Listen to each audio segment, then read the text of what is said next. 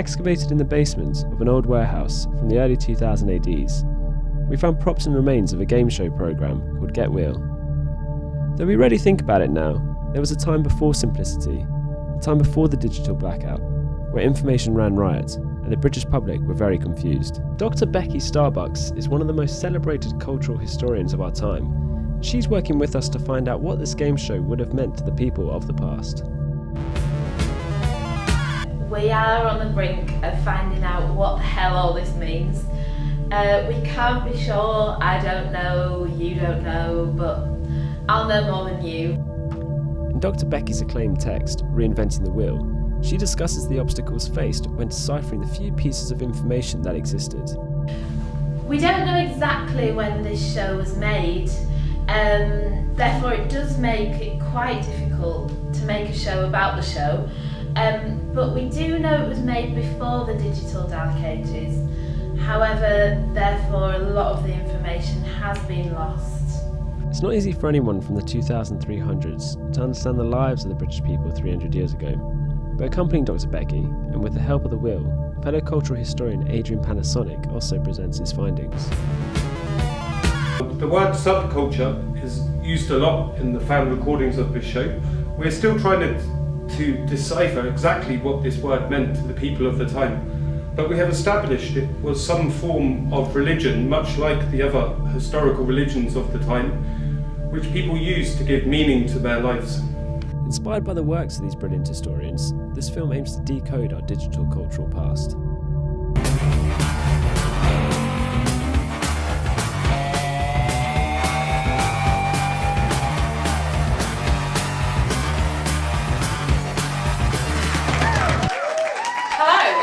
New series of Get Real. I'm Cathy Whelan. Our first contestant today is Dan, a 25-year-old plumber from Stoke-on-Trent. Dan is looking for a new way to spice up his life, so we're going to use this wheel to do some personality plumbing. People who are down on their luck would come and be a contestant on this game show hosted by Cathy Whelan. The people it's a very lost time, so they used to look to the wheel to find spiritual guidance, how to dress, what kind of imagery to relate to. The contestants would be signed a new identity to help them improve their lives. They would really find solace and something to believe in the wheel, and a few others that we found under this wheel. This was the top one of several.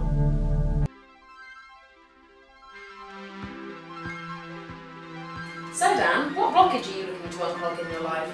Well, Cathy, I suffer from crippling anxiety and sometimes my friends just don't listen. Ha ha ha ha ha! Now here's for the really fun part. Let's get this baby spinning.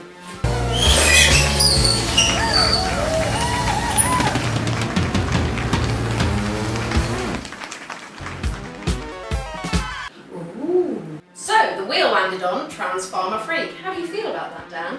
I guess I'll give it a go. Let's see how this unfolds. So, we'll see Dan in a few short minutes after his big transformation. This wheel was spinning 24 hours a day for 7 days a week. Not like our 8 days now. Looking at the wheel here, we can see the complex and varied layers which came into play when assigning an individual subculture. We can see here that the wheel has 3 wheels attached, all with words on. Some are upside down, some are the wrong way up, some are inside out. The middle wheel shows us all the celebrated political ideologies of the time. Whilst we are unsure about the exact meaning of some of them, it is easy to imagine they were aspirational terms. People would have found comfort and direction in these words. The inner circle is the pinnacle of the wheel, the final destination for our contestants.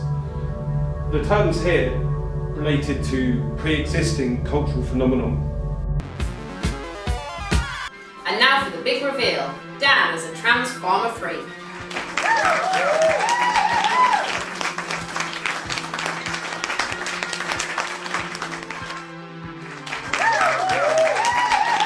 Wow, what a transformation. So, how do you feel? Well, it's not what I would have chosen for myself, but I guess pharmacy affects us all. He loves it! So, now on to our next contestant. A more what is a Transfarmer freak? Well, the words have changed now, so it's very hard to distinguish exactly what they mean. We have different ones now, better ones. For example, soil. This would create a kind of earthy creature, one that liked to put its fingers in the ground, roll around a bit sometimes. Soul, here, we don't know exactly what it means, but we understand that it has something to do with ghosts. Referendum, which I can only deduce from my knowledge that it is referring to a man running around a green, square, grassy area with a whistle in his mouth, telling the other people what to do and what not to do. It's quite a stupid idea really now, isn't it? Here we can see the term garage, which we know was something to do with the place where cars were parked. Romantic. Our next contestant is Meg, a dental nurse from Dorset. She has a cavity in her life that needs filling. We're going to give her something to sink her teeth into and hopefully put a smile back on her face. So, Meg, I hear that you're sad and alone. What do you hope to gain from this experience? I just feel like my personality needs a bit of a veneer, and there's actually a hole in me that needs filling. So let's spin that wheel and drill out that decay. Dan enjoyed his transformation so much, let's give it another go.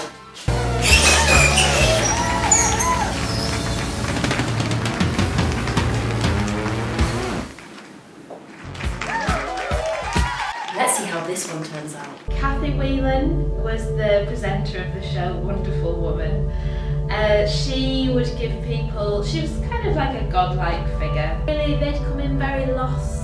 They wouldn't know what to wear, how to behave, how to do their hair. And she'd really tell them, something we could all do with now, I think. So it's time to welcome Meg back onto the stage. I hope she likes her new look as much as I do. Come on through, Meg.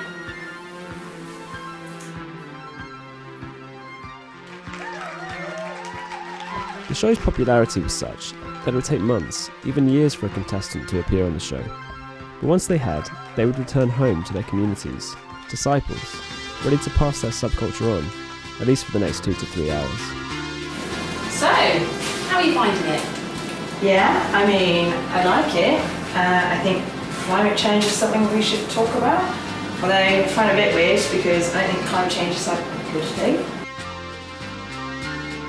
Well, I'm glad that you like your new look so much. I bet your family and friends can't wait to see it.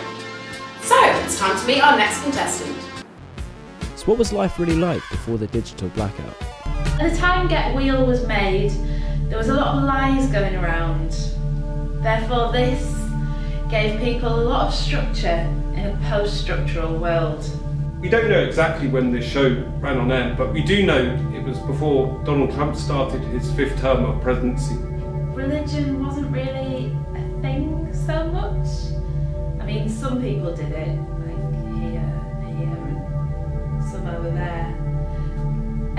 But this would provide a lot of people with a lot of spiritual and daily guidance. The service was omnipresent, and so the network Wheel Life 24 had to provide up-to-date scheduling around the clock. We discovered test shots of scheduling interludes, which would have been shown on the old internet. We have recreated them here. The wheel on the show went round and round all day long.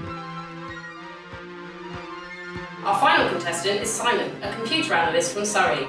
His life's been a hard drive, and he feels like a real 6-inch floppy. We're going to help him control out, delete his former self and update to a new and better version. So, Simon, I hear you've got a glitch in your system. Yes, Kathy, I just struggle to compute social situations. Sounds like you need a good debuggering. I just feel like I'm hard-coded for failure. Let's generate a new cultural program for you. Digital information at this time was everywhere. It was in your hand, in your pocket, in your mum's pocket, in your ears, in your eyes. It was unfathomable. This really stripped it down, took it back to the board, the drawing board, and simplified everything for you. Now this is the last bit of action this baby's going to see tonight, so let's make it a good one.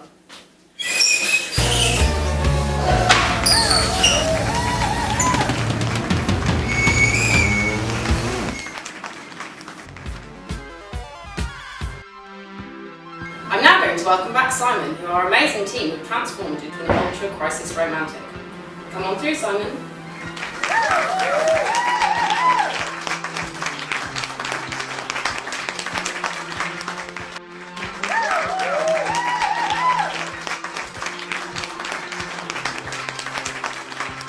So, how does that feel, Simon?